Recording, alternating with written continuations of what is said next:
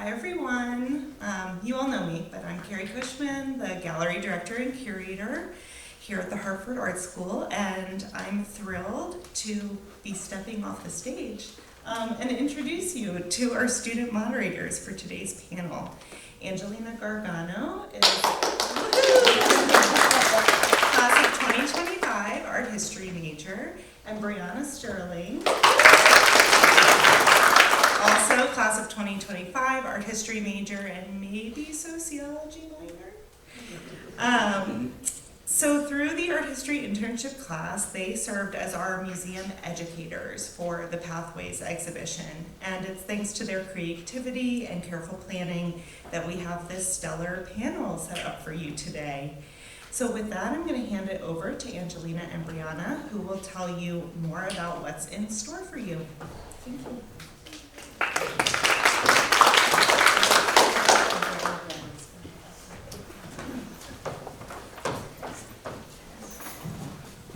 Hello all, I'm Brianna. And I'm Angelina. It's crowded. So welcome to Pathways, the artist talk panel for the show that's currently in Joseloff. It's featuring 6 Hartford Art School faculty, and they'll introduce themselves in a minute, but first we'll just speak a little bit about the exhibition and how it came to be. The faculty show was organized last spring with Carrie and the help of other student interns. There's some here. Hello.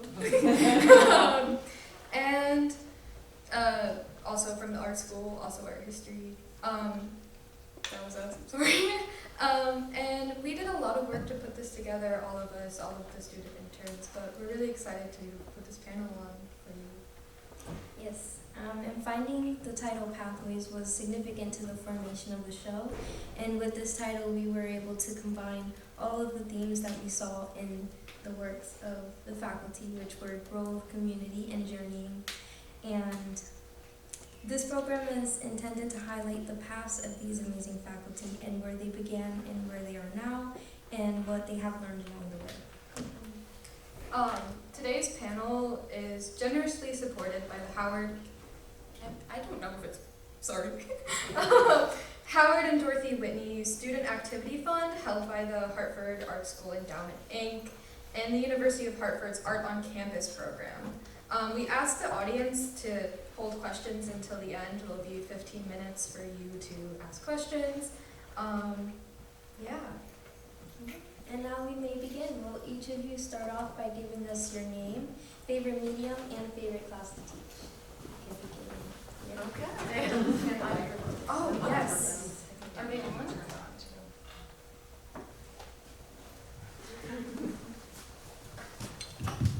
Oh, I think it is on. It's on.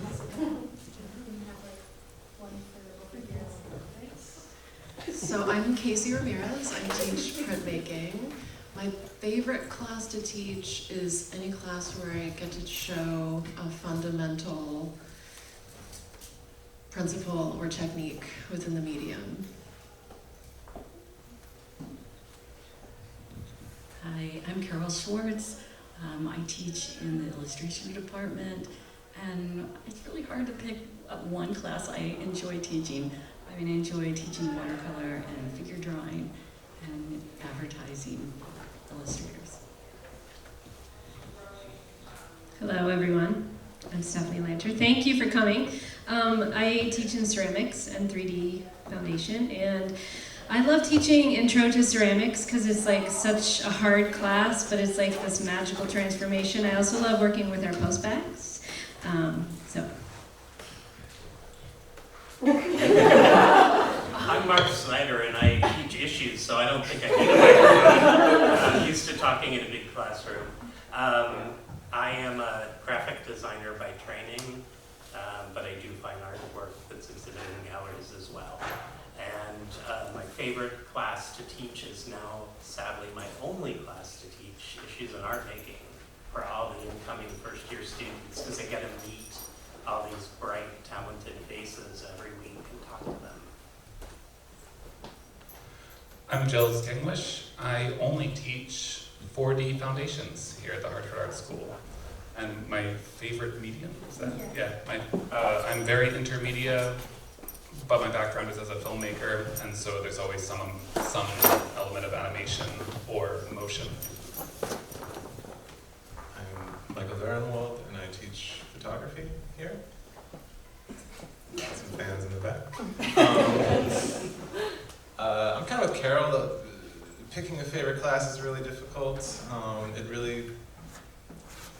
If the students are into it and we're making great work, it's a great class to teach. A few years back, I started teaching in the Foundations program, a quick 7-week photo boot camp, and that's unbelievably fun to teach, I have to say. It just happens so fast, so that might be what I would say is my favorite class.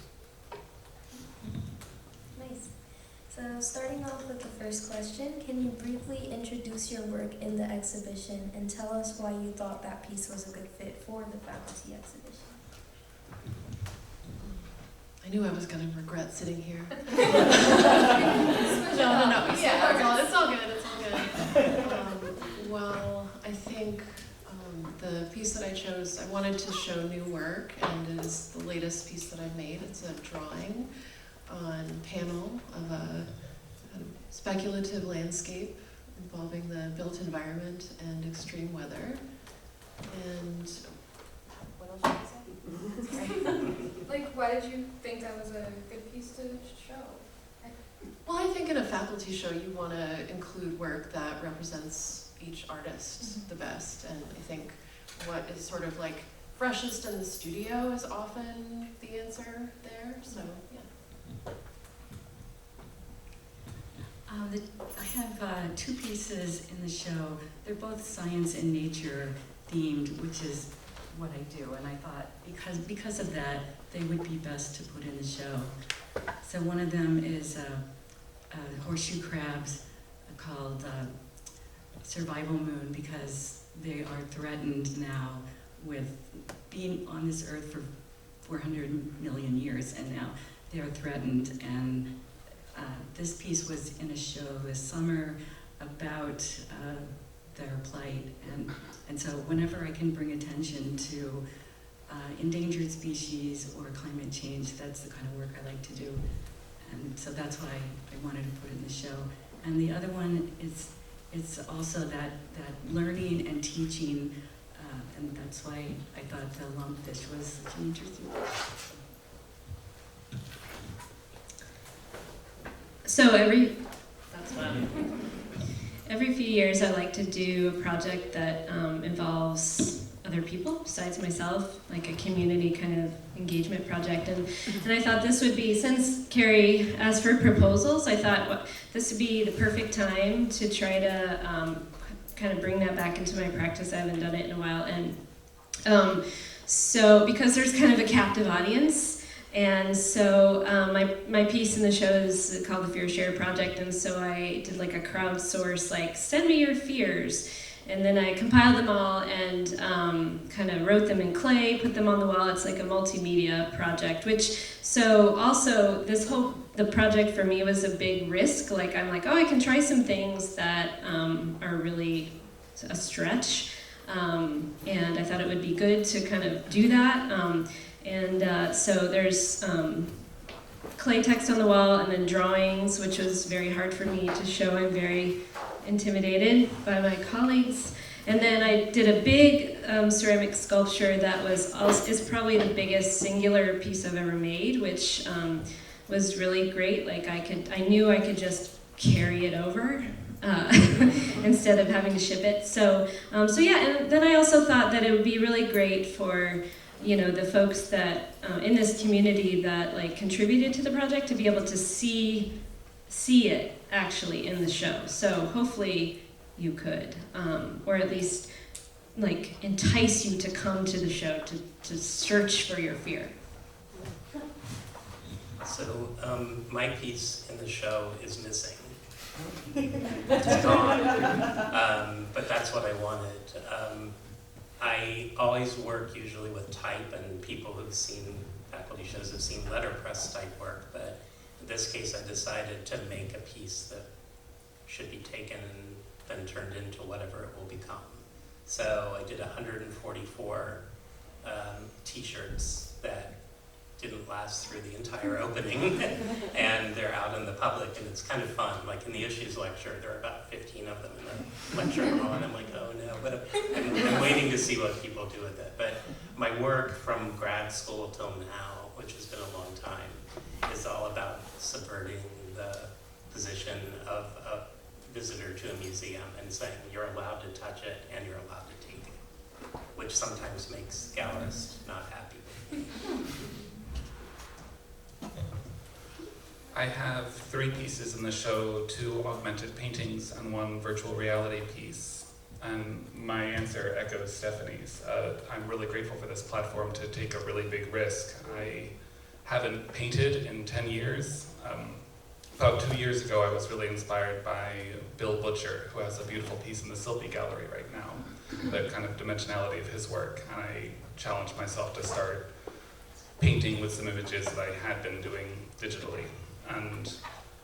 And those pieces are very fragile, very risky to show. Whenever you experiment, there's a chance the experiment will fail. And so it's nice to have the deadline pressure and avenue to share that work. And the VR piece, this school has been kind enough to support bringing some VR education, and I wanted to give a demonstration of the kind of work I do for students that I'm teaching and helping make their own 3-dimensional digital work. And I have 5 photographs in the show. They're all hung really low. And I think the idea came about, actually, I was so happy to see that Carrie had decided to sort of change the format and do a call for proposals. And I think just as a tip to young artists, if you learn how to make a really compelling proposal, I think it will do you really well for your future career as an artist. I think it's something artists have to do all the time. And I reached out to a colleague of mine, Robert Lyons, who teaches in the graduate program with me. And we kind of came up with this idea to sort of share the same area in 2 different ways of sort of turning our observations into art. And I thought it was really inspiring to work with somebody else, and I just published a book last year, which was a collaboration with another artist, both photographing the same area, and I like this process of having the surprise of sort of knowing what you're producing, and then just having somebody else's vision, using the same materials, using the same area. It became really like, it just sort of adds to the excitement of the work. It sort of just gives you this extra energy that's like, really nice to have. Thank you.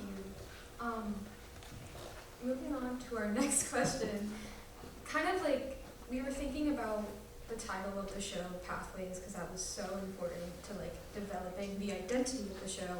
How many of you were not originally aspiring artists, and like what was your journey to getting into art like?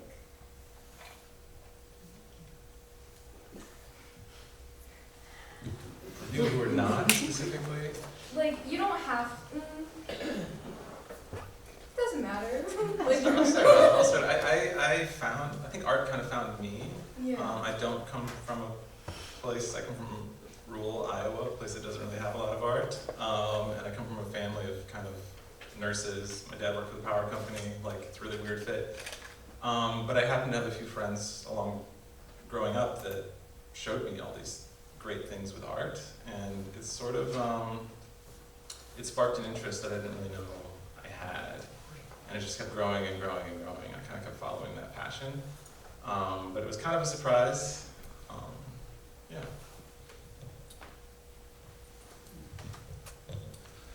My first life was as a filmmaker, and I ended up doing sort of commercial industrial media making and looking for an apartment in Baltimore. There's this amazing place called the Creative Alliance that is a old movie theater turned into a performance venue, 2 art galleries, and 8 resident apartments, and it's a long-term 3-year residency. On a lark, I applied and got accepted, and didn't realize that part of being a resident there was to show work in the galleries. And so I started making work for the walls, and now my life is very different than it was then.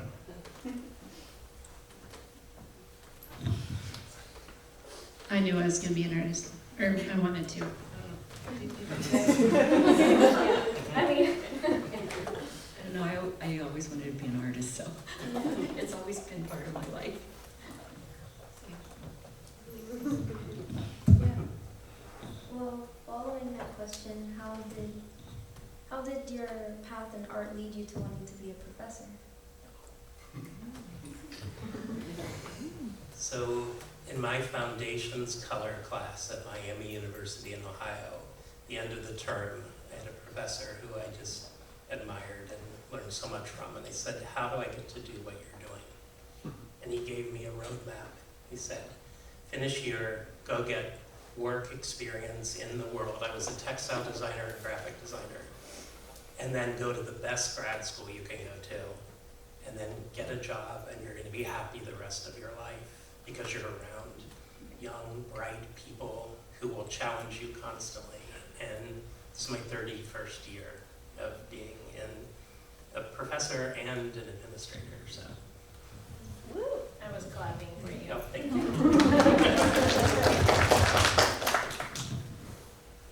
Anybody else?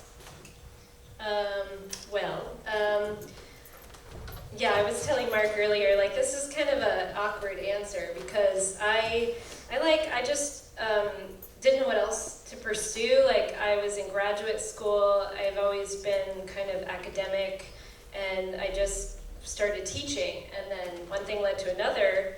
You know, I started as an adjunct, and then I just kind of got into a rhythm where I was teaching full time. So it wasn't, I mean, it's kind of, I feel embarrassed, but it wasn't like I'm going to be a teacher. It just kind of evolved that way.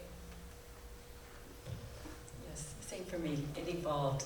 I was perfectly happy being an illustrator, freelance, doing my own thing, and getting lots of children's books to illustrate.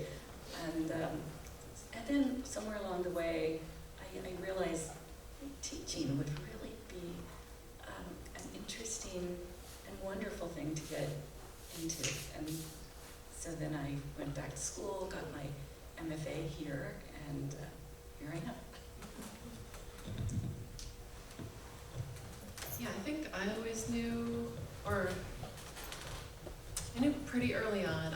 Like Mark, I had, and I think we all have these inspiring, life-changing teachers who we cross paths with, and that was my experience. Hopefully someone I'll bring next semester, Thomas Lyon Mills, who lives and works in Providence, Rhode Island. I was a first-year student, and in the spring of 2005, he asked me, would you TA next year? And I said, oh, well, that would be amazing. He was like, and then when after I'd been TAing for him for a bit, he sat me down and he said, you're a born teacher. And that was like the biggest thing anyone could have said to me at that moment. And I realized like it would just be a really good fit because I love art. I love sharing that with people, and I love. Yeah, I think for me it was an appreciation for what studying art in college did for me. I think it really, truly changed my life. And I think one of the questions on the list was, a professor in your past. And I was like, oh my God, I can't pick one. It's all these different resources and all these different people that gave me little bits and things along the way. And I think there was a time before teaching where I thought I just wanted to be an artist. And then I realized a life of maxing out your credit cards and praying that the photographs sell just to break even year after year is a lot. And I took a couple jobs teaching. I got offered a couple adjunct positions, and I realized just how much I loved sort of being in that mix, having those conversations. And I don't think of myself as the kind of professor who, it's not all about me. I love collecting the stories and hearing what my students are doing, what they're passionate about, and sort of helping students sort of bring that to their work. And I find that really, I haven't found anything else that's as rewarding as sort of starting with somebody and 2.5, 3 years later seeing this sort of inkling of an idea or a mistake become a work of art that has its own sort of life. It's it's amazing to see, and to do it over and over is a real privilege. Thank you. Yeah, we appreciate you. Thank you for becoming professors. Next question. What is your favorite project you assign your students? Like any class, any project from any period in your career as a professor. Like what is your favorite? I have one assignment. I haven't given it in a while, but I love it because I think photography is so like literal that it can be kind of obvious sometimes. And I always love when the classes are kind of going, I often love to get this assignment where I'm like, just, okay, your next assignment is to take a series of photographs where the subject of your photographs isn't depicted at all. And it kind of gets people thinking, you know, outside of the whole, just point at something you're interested in and take a picture of it. Like, think about the space in between, think about context, think about things like that. And I think a lot of people struggle with it because it is sort of changing your mindset to like how you read a photograph and what you think about when you look at photographs or when you're making images. On that note, I have a project an assignment that I have also not assigned in a long time, but might be a good one to bring back is an obstruction assignment. I've seen different versions of this in different pedagogical forums, but I pair students up or sometimes by committee, and I have them think about a student's like particular a little bit crutches or their strengths, and then they assign that student to make a piece that does not use that strength or that crutch. And so it's a way to like kind of directly challenge our habits and like regular approaches to art making. So it's good.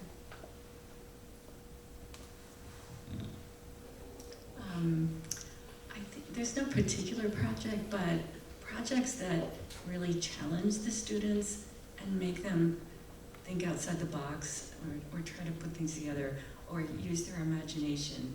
Those are the ones that I think is most helpful.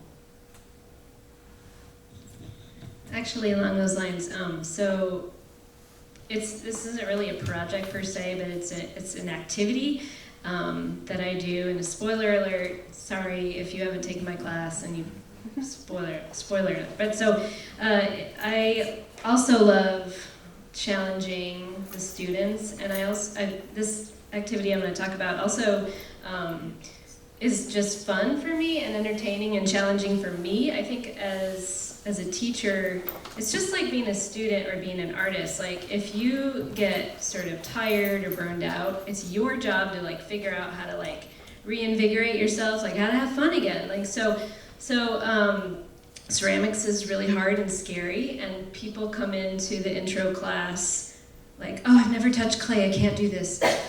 Nervous, you know, and so some of you are smiling.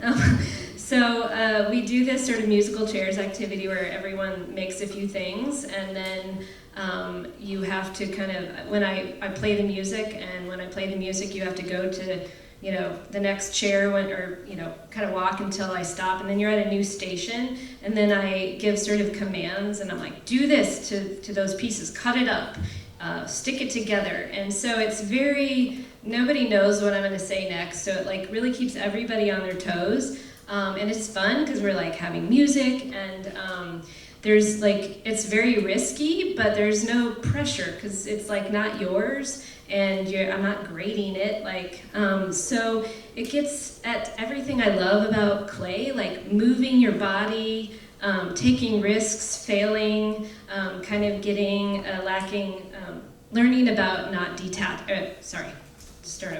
learning about not attaching to the outcome as much as the process.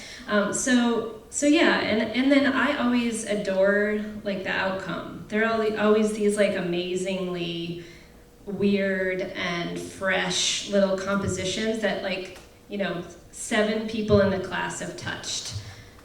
It also builds community, which is also why I think one of the reasons I love about ceramics.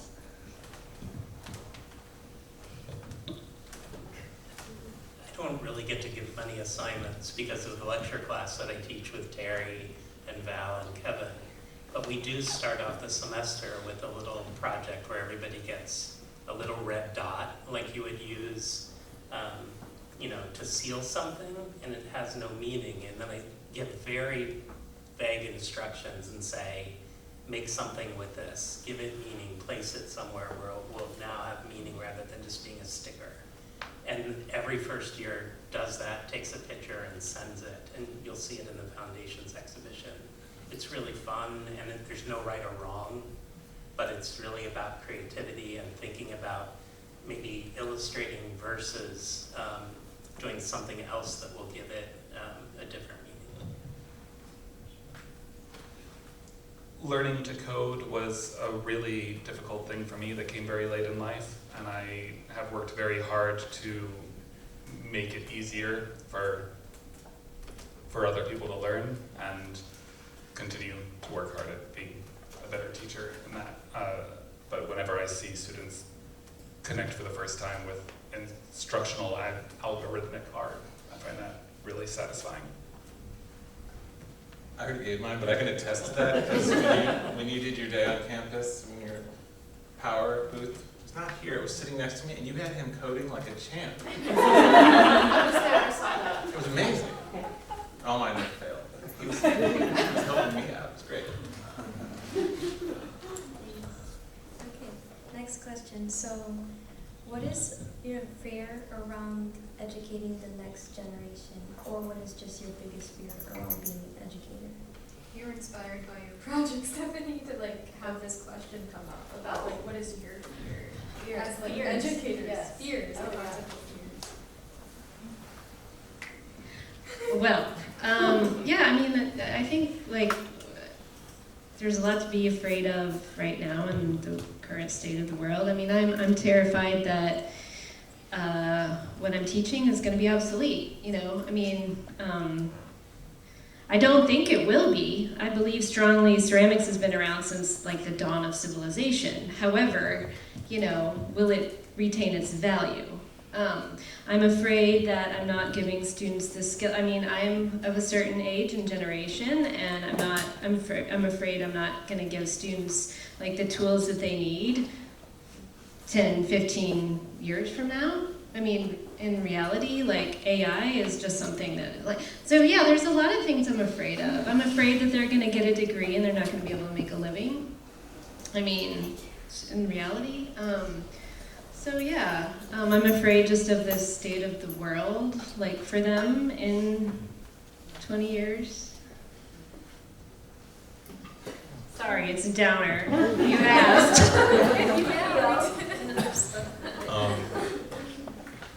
Sometimes it's a question of becoming irrelevant or something like that, which is always just the fear of getting older in general.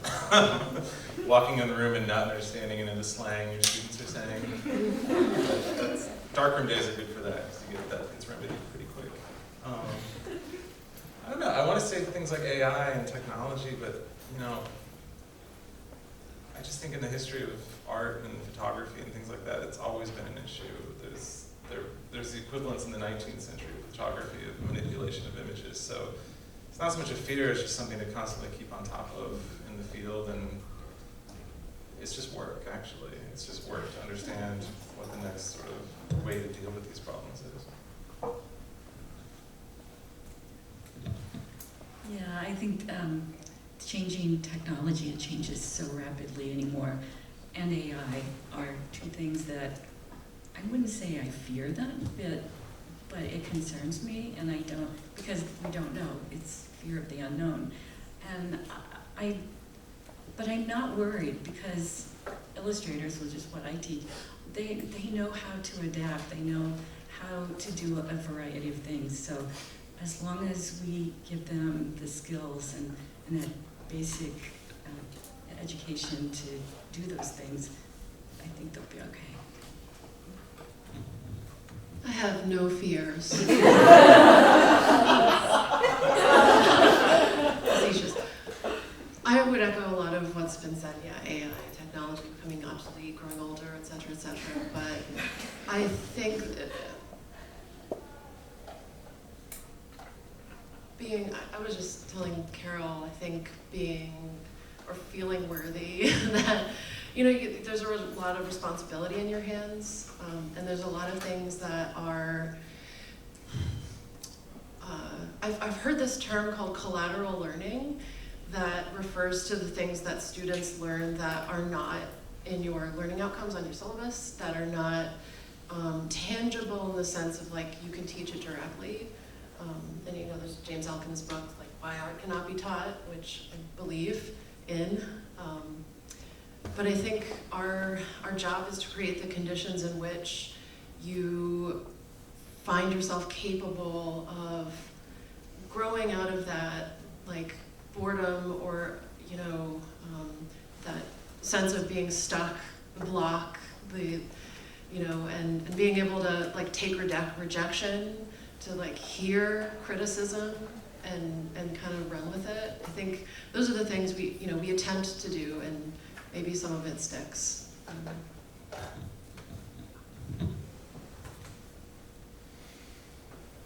I fear failure. I fear my failure. I feel failure of the institution to provide for the students, and I fear for the failure of my students to succeed after this institution.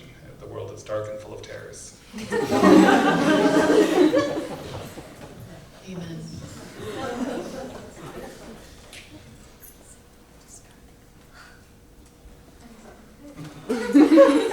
Yeah, I think it's scary. The world's very scary, but I think sharing our fears is more like, I don't know, creates community, forms that more. So, kind of different direction, but similar. Like, what do you find most rewarding about being a professor? Like, I feel like this was a little bit answered why you became a professor, I guess, but. Being surprised by my students and finding something that feels so much like collaboration and education from my students was the biggest surprise when I started teaching, and continues to be.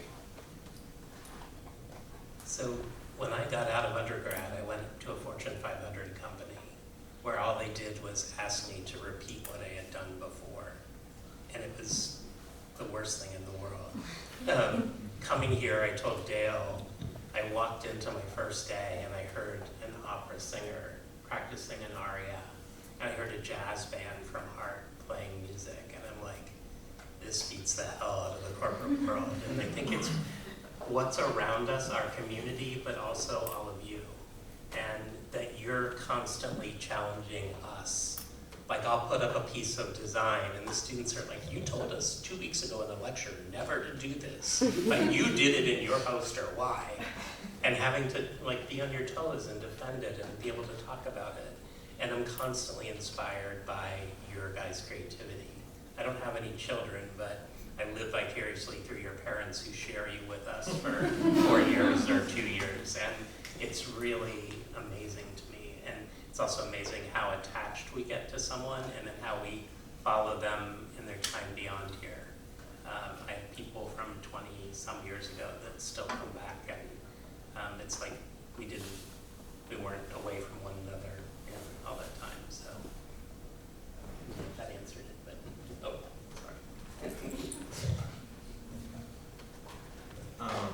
Yeah, the rewards in teaching. I mean, I think yesterday, Nadia, it just clicked.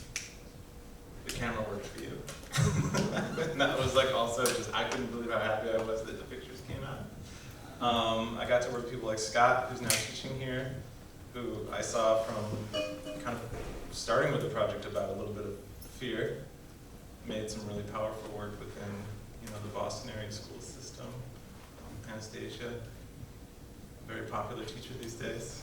Just seeing people succeed and do their passion and share those passions, it's great. And I think building a community is just so important. And to have that come back around is just like, that's such a pleasure to see a student like years later, and then they tell you about some event they're doing and they invite you to do something else. And I think the more you start building that, it just becomes a bigger and bigger sort of world that you make for yourself to live in with all of your colleagues and all of your students, and whose students who become your colleagues and things like that. So that's really always like a huge reward.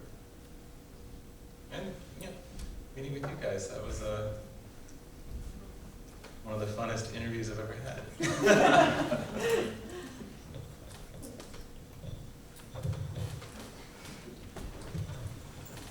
So I love seeing students succeed also, you know, going to residency or doing a grad program, but I think my favorite part is, it's hard to nail down, but one of my favorite parts is that I get to work with people who are, when they're really engaging, like wrestling with what's really real for them, and it's such a privilege. Like, I kind of like, it's emotional. I mean, like, I work with first years, and then I work with the whole other side, so I can see them, students coming in and just terrified, and then I see them grow and like find out who they are. I mean, what a privilege, what a powerful thing that is. And it's like, you know, you all were calling out people, but yesterday I had I'm not going to name names, but yesterday I had a critique with an intermediate level group, and someone who just recently changed their major has created a 5-foot sculpture. So yesterday they were not a ceramics major, and today they made a 5-foot sculpture. And I kind of wanted to cry a little bit, but I didn't because I had to hold it together. But, you know, I mean, so, and then the conversations are hard, but I'm just so happy to be able to, hold this, I feel like I want to hold you as you're going through these, literally life-changing moments. I'll stop. Somebody else talk.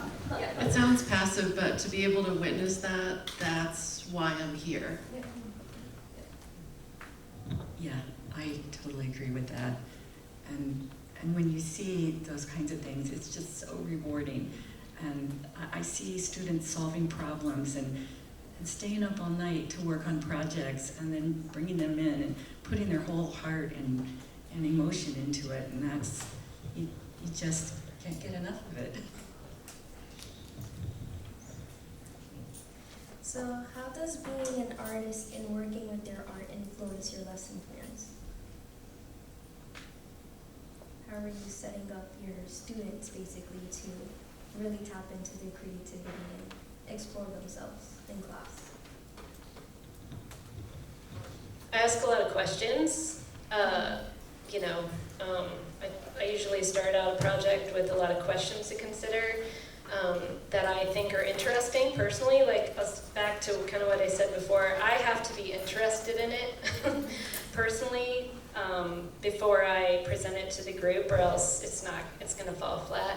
And it's back to the practice, my practice. I think it's kind of a blend of really trying to prepare and research a lot and get really inspired myself, find examples of artists that I love, and then really, figuring it out, but then also being open to whatever happens, seeing what comes of it, and that's how I make my work too. You have to be adaptable, yet disciplined.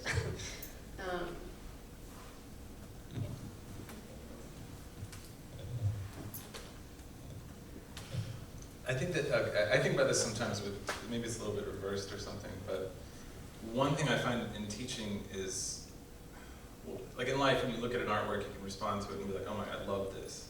And you can just be comfortable with that. You love it, you can, find more. But in teaching, I think what happens is you have to be able to explain where that comes from and take it apart and understand the steps that make that into something that sort of hits a nerve or touches you in some way.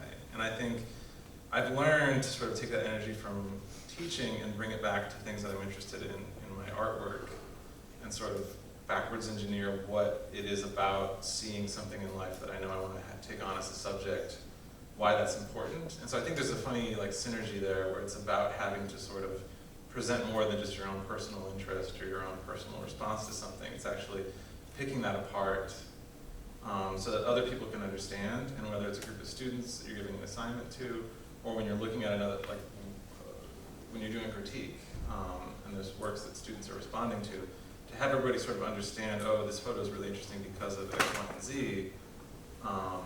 It works both ways, and it gets you thinking about how art affects us.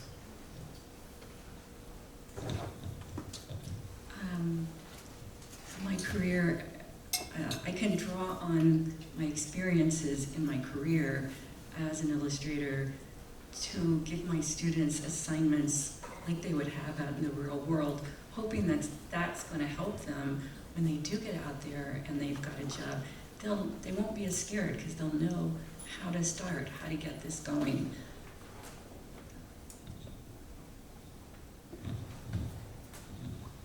I think something I'm able to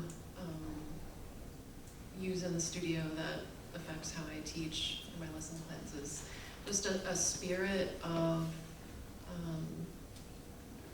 being omnivorous or trial and error. I think I don't rule anything out until it's been sort of exhausted, and I think being able to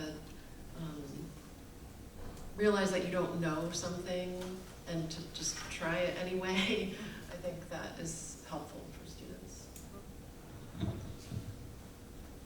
There's no faster way to quickly become an expert at something than to have to teach it. And so whenever there's a new skill I need for any of my work, I try to employ that in the classroom so I can really test myself against it.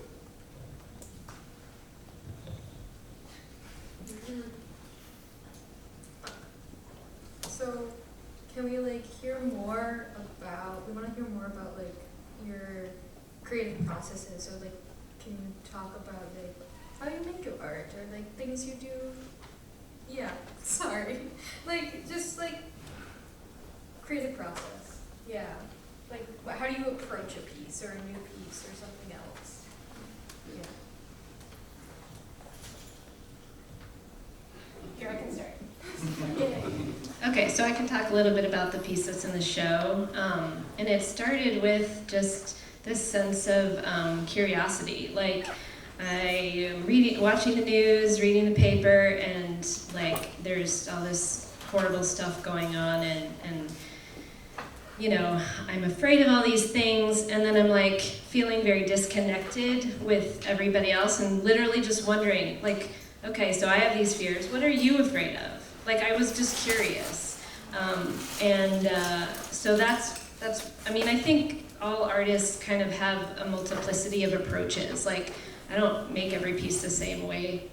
I would doubt that any of us do, but that's how this piece started, and then I started thinking of how do I feel comfortable exploring a topic. And so, I think we all have these sort of a bank of techniques and skills and processes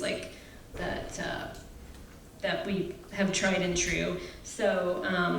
So writing has been a part of my work for a long time, and I use liquid clay, and I'm just gonna write the words. We'll start from there. I don't really know what's gonna happen at the end, but this is how I'll start. So, and then throughout the process, I wanted to insert ambiguity. So there is an element of okay, I'm having an internal process along with the work, the ideas that I collected from everyone, and I want to insert that, but I don't want to be didactic. I don't want to be telling people things. So how can I hide it?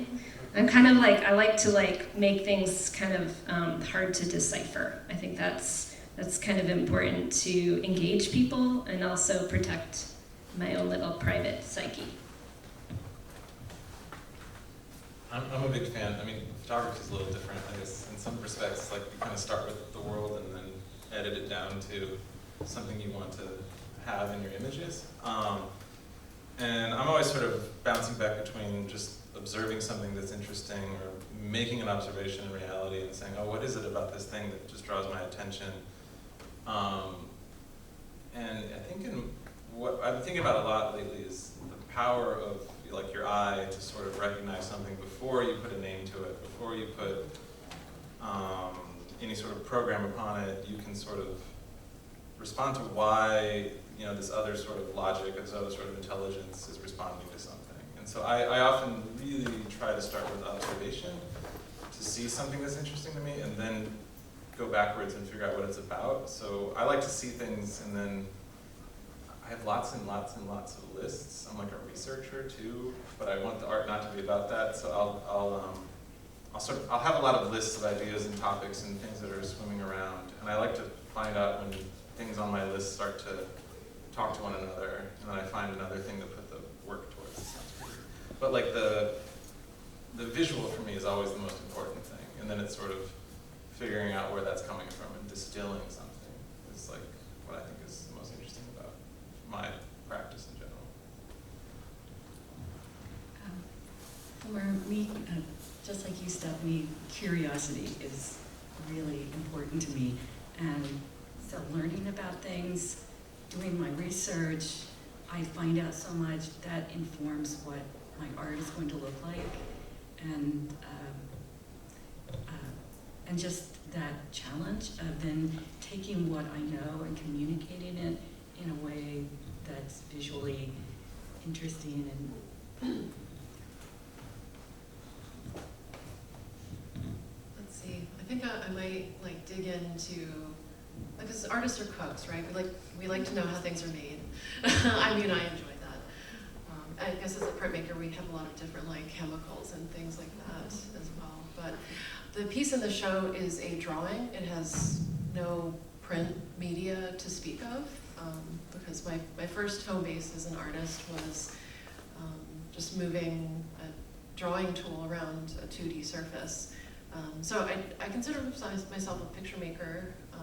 I am interested in showing extreme environments and showing these, what I consider these sort of like almost like a surrogate for a human presence, which is architecture and remnants of a building. And let's see, I don't know what else to say about that. I like moving around charcoal.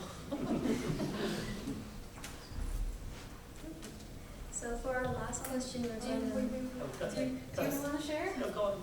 Are you sure? Okay. Okay, I'm sorry, Mark. So for our last question, we're going to flip the script a little bit. What's something your students have taught you that's either trivial or impactful?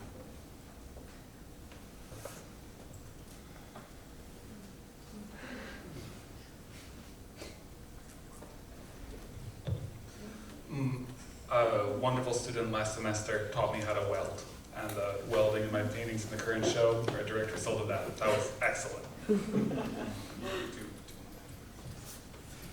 Oh, I have a good trivial one. I do my own framing, and actually the reason that piece in the show, the reason it's on panel is because I didn't want to frame.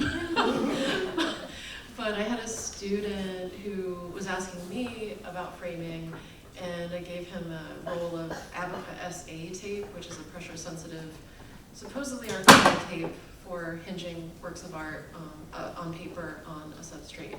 And I find it really tedious to use, and he sent me a little, this was during COVID, so everything was like, you know, leave it behind, let him pick it up. He sent me this little video of how he tore the tape to make the T-hinges, and that was so much easier than the way I was doing it, and that is exactly a very trivial thing that a student, you know, I never would have thought of. It's really a one-way street with me.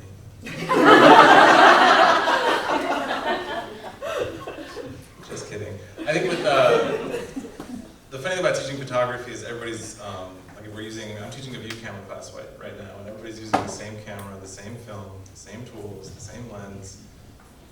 Everyone's living on the same campus, and I think what it teaches me is it's endless, the amount of subjects and the amount of new things you can create using the same thing over and over again. And I think I'm constantly reminded, it's like kind of a general thing, but it's like that if you allow people the space to make things and you hold them accountable, like it really is always surprising, and I'm always just like, oh, I didn't didn't, if it is something obvious, like, oh, I didn't even know that was here. I didn't know we had a waterfall on campus or something. I didn't know we had these things. But then other things, it's like, I didn't realize you could take a portrait that way. Or that this lighting would work. And it's always like, if you're looking for it, you'll find it from like the students. And I think that's like, yeah, that's kind of keeps this job like really rewarding, is that you constantly get this ideas you could never come up with on your own, and things that just are constantly surprising you. I love it when students tell me about artists they admire, and sometimes they bring me artists I've never heard of, and it's so exciting. So, and also the students make me a better teacher. So in ceramics, there's so much technical stuff. So I learned a lot of that from students, especially our upper level.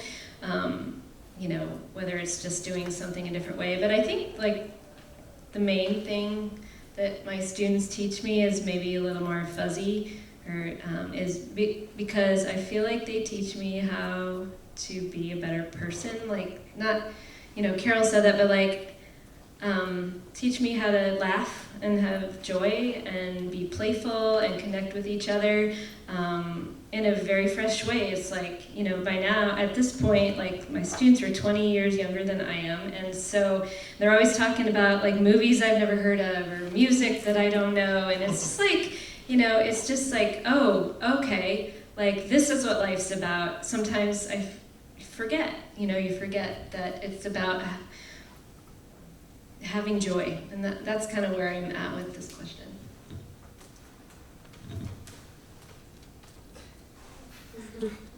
You? Oh, I'm sorry. It's okay. I think the same thing, and I'm 60, so I've got way more years away from you guys than she does. But I think just watching you and watching your growth, and the way that, like someone said, the light bulb went off for someone. Like you can watch someone who can talk really well about work, but maybe they can't implement it in their own work. So when you have that aha moment, it's just the whole reason that I love being in the classroom. And I do a lecture, so I don't really get a lot of interaction, but this past week I got to sit in on 2 breakout sessions, and hearing your observations and the astute things that you're catching, and things that I wouldn't think someone so young would do, is just so exciting. So.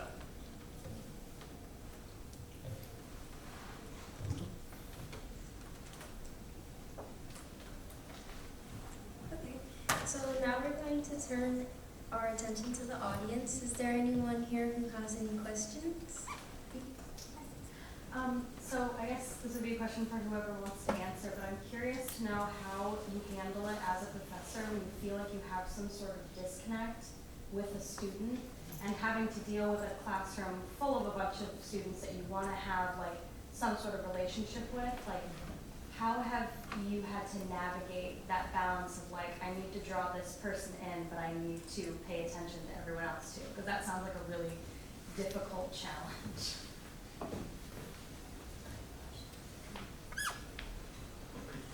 It is.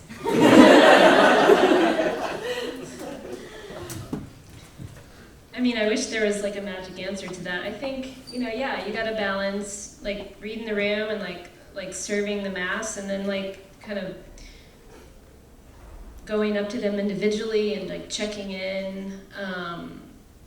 Yeah, I don't know. It's hard. Like I usually try to just talk to the person and see what's going on. It kind of depends on where the disconnect lies. You know, like do I sense that they don't feel a part of the group?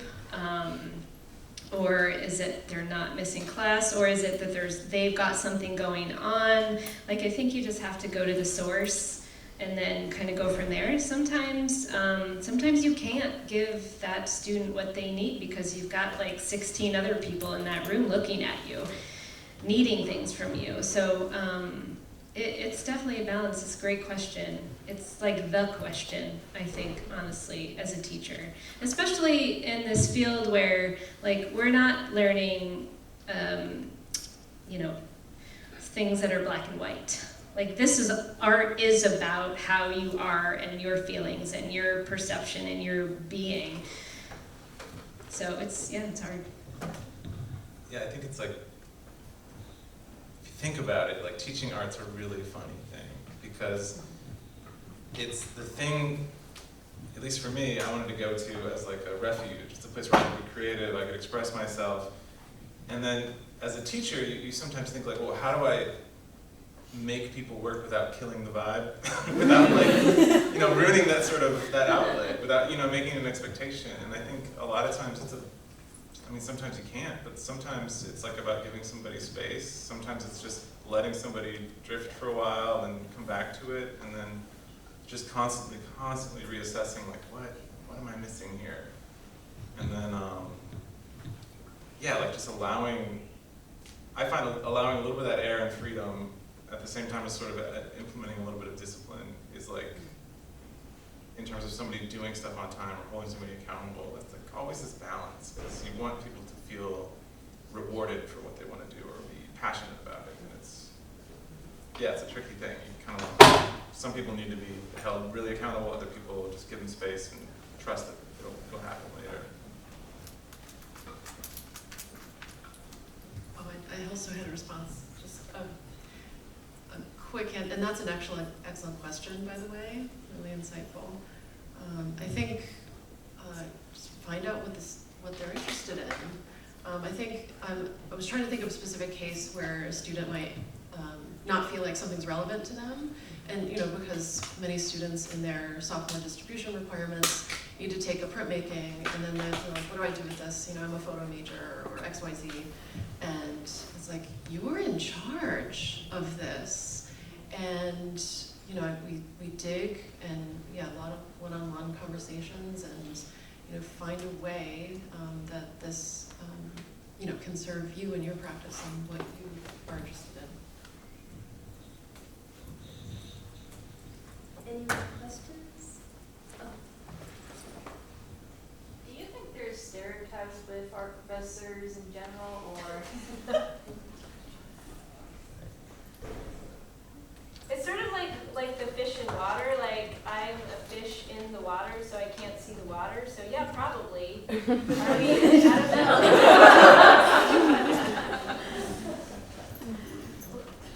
Can you repeat that question? Oh yeah. What do you think there's stereotypes with like art professors, or it's just in general with professors in general, like with common stereotypes? I have a funny story.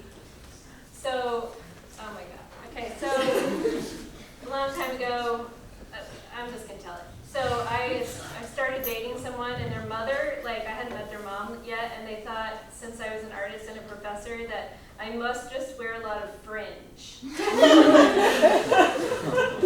I was in Kansas at the time, but I had no fringe in my wardrobe.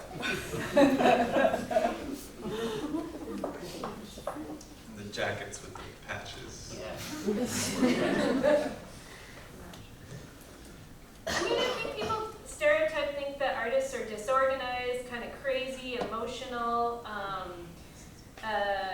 but I think all of us, you can't be, if you're going to be a professor. So I don't know. Or maybe that we're just, unhinged. I don't know.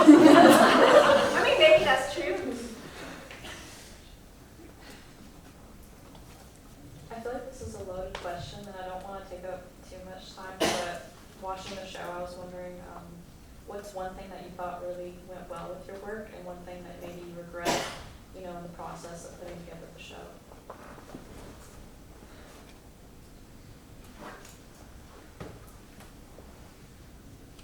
I wish Mark made more t-shirts. Because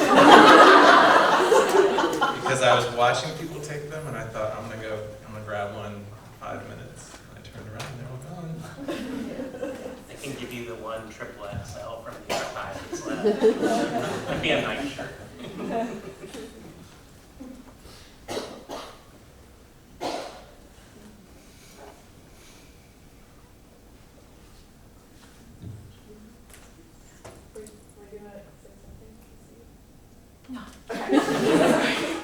I'm wondering if there's any other pieces in the show that you feel interact well with your own piece?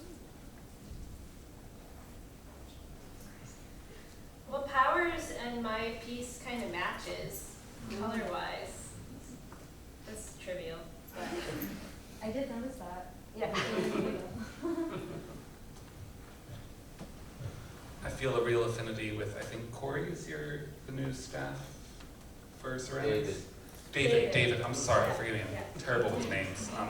David's table, I really just adore as a piece on its own, but also feel like it, in the explosion of intermedia, really ties into what I'm doing too.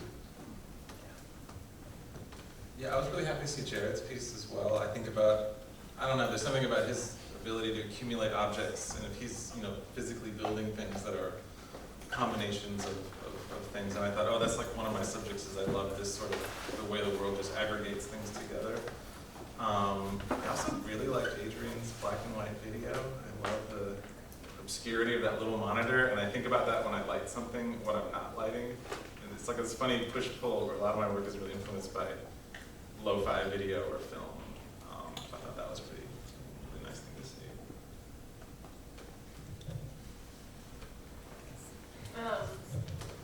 This isn't mine, but I really enjoy my colleague Matt Towers' work near your black and white photos. Like, there's this beautiful formal quality to the way the repetition and just the value that is really satisfying.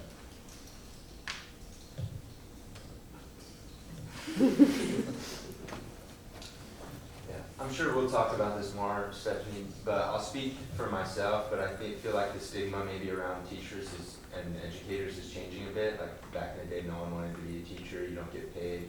It's not a super refined question either, but there's not a lot of money to be made, and it's just like wasn't made out to be this huge thing, but I think, and I'll speak for myself, being impacted a lot by educators and stuff, and, it became a desire, and now you hear there's not many opportunities and it's extremely competitive. So, and that might be different per medium, but I just wanted your guys' 2 cents on that, having to either compete for that position and just, yeah. So, coming from the Fortune 500 world, my earnings plummeted, and it took probably 20 years to get back to where I was, but the truth of it is richer environment, challenging students, inspirational colleagues. It's so much more worth that makes it worth what we do, to be around all of you and our colleagues, and to get challenged constantly, which is wonderful. So I do recommend it. I started off with that, with my anecdote about my professor, but if you're passionate about it, you're going to have parallel careers because you're going to have to. You're going to have to teach and then be an excellent practitioner in your field. And so where you have to do 2 jobs to make, what the Fortune 500, well, probably 4 jobs to make what the Fortune 500 person makes. But you're going to be happy and you're going to be able to live and your life is going to be richer. Just being in this community. Like I was in North Georgia where there was nothing. I mean, we had to drive an hour and a half to Atlanta to get to culture. So, that wasn't worth it. But being here where you're around so much in this institution, in the greater Hartford area, and in the New England region. So, money's not everything. If you love what you do, you don't never work a day in your life. If you do what you love for money, you work every minute of every day. On that note. When I was younger, I used to have a real, if you can't do, teach mentality, and it always seemed like a fallback from the ambition. And I guess I still maybe think that when there's a commercial or industrial or a path to some sort of career, but there isn't for artists. Artists, you're paving a new world when you, and And the only way that I found to have health insurance and have any part of my daily work be involved in the thing that matters to me is teaching, and teaching at a college level specifically. That said, you shouldn't ever accept low wages. We should always work to make sure that all teachers are taken care of, that sort of thing. But here it's a lovely community. Couldn't ask for more. Yeah, it's a funny profession because it's a bit like parallel to being an artist in a way, or being something. And I've had the position where I've hired lots of people to do workshops or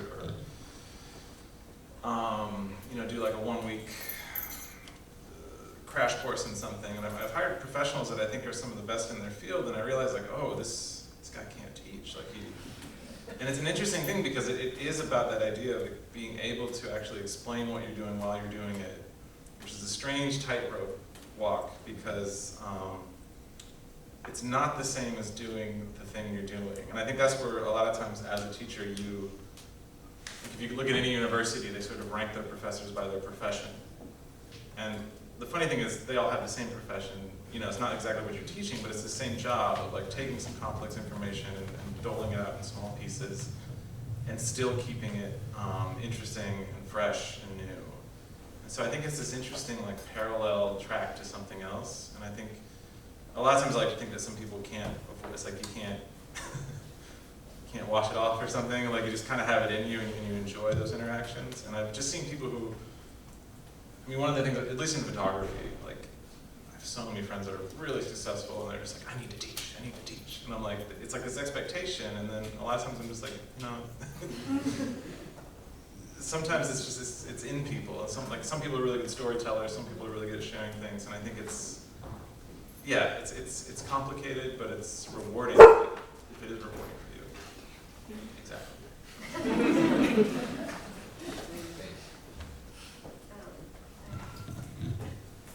So I don't know, I'm getting a little bit of a concern vibe from you. And I think that's legit. Like, yes, it's competitive if you want like a professor job. It's reality. However, I think that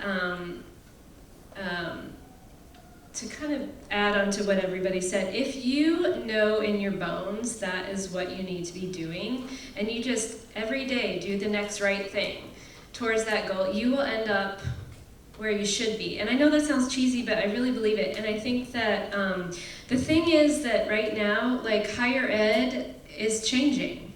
So who knows what this job will be in 10, 20 years. It could be totally different. That doesn't mean you don't end up as a teacher. It means it might not look the same as what you're looking at right now.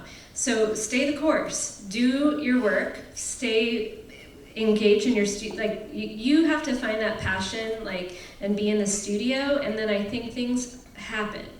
But you have to stay to it. And I think that that is how people transcend the competitiveness. You might not get the job you want, or what you think you want, but I think if you're open and adaptable to where your path might lead, and you're a good human being, it's gonna happen.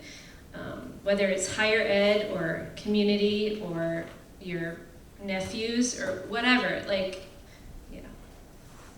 Thanks. I think we have time for one more question from the audience. If anyone has one more question. I have another. Go for it.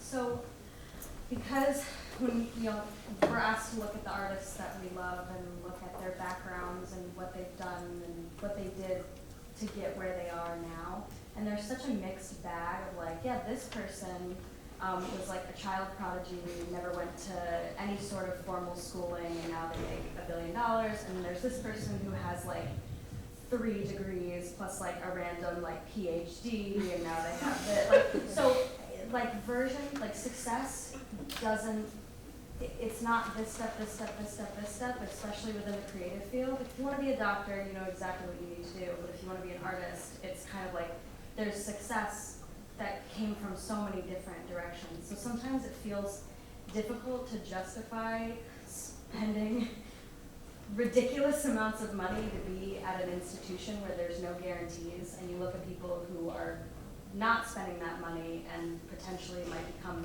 more successful than you. So as a student sitting, how do you think that we should justify our being here? Like, what do you think this school in particular is offering us that, you know, we can feel confident in the financial decisions that we're making? Because whenever Sally Mae calls, I get scared.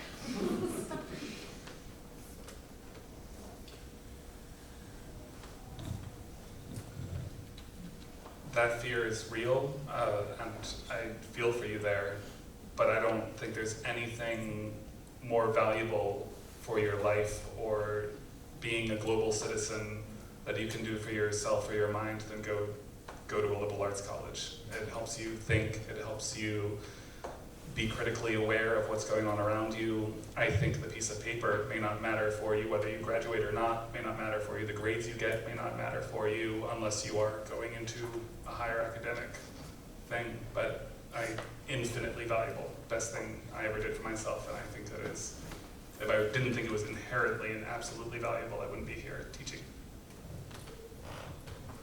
I once had one of the most memorable conversations I've ever had with a professor. I was in art school and I was studying sculpture, and I had Professor Nikki Logis, who's just an amazing artist, and she was so amazing. She would smoke in our state and our parents. But I remember I was just sort of like a sophomore, and I was like rambling on about the degree and my resume and getting an internship and all this stuff, and she takes the last puff of her cigarette and she puts it out on my table, and she goes, "Michael, artists don't have degrees and resumes, they have work." And then she left. I forgot that. Because I'm like, no matter where you are, what you're doing, or what your degree is, the most important thing for you is you have work, and work that you want to stand behind. That means more than anything. In this place, we give you the opportunity to make work, and that's what matters. Whether you have a degree, I mean, if you could survey anybody who studied engineering and all, you could study so many majors, and it's been proven people don't just follow their degree path. They find other things. Like, I have a friend who studied engineering, and now she works in finance, because she's really good at math. She's rich. But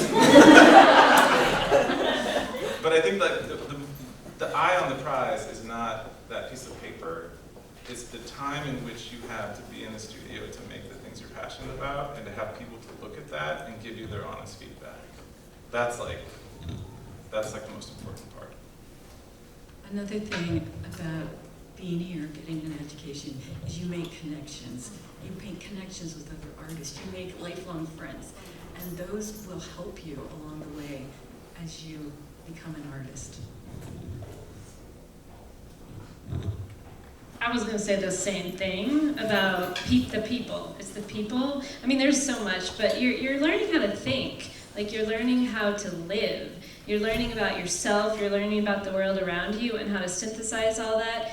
And I don't see anything of greater importance in the world. Like, AI, whatever, but like somebody's got to input the AI. Like, it's not like, I think that it is a leap of faith. And to Jill's, like, yes, it's a legit fear. However, it's, you know, not the cliche that it's you get out of it what you put into it, but kind of. But also, we had like this, I mean, I worked at several schools. This particular institution, like the level of expertise, the level of facilities, the level of opportunity, like the show, like it is worth the investment. Even if you don't, you know, move to New York and show in MoMA, like you're learning about how to contribute to the world. I believe, and I believe that starts just in knowing yourself. And like, how better way to know yourself than to like learn how to make art.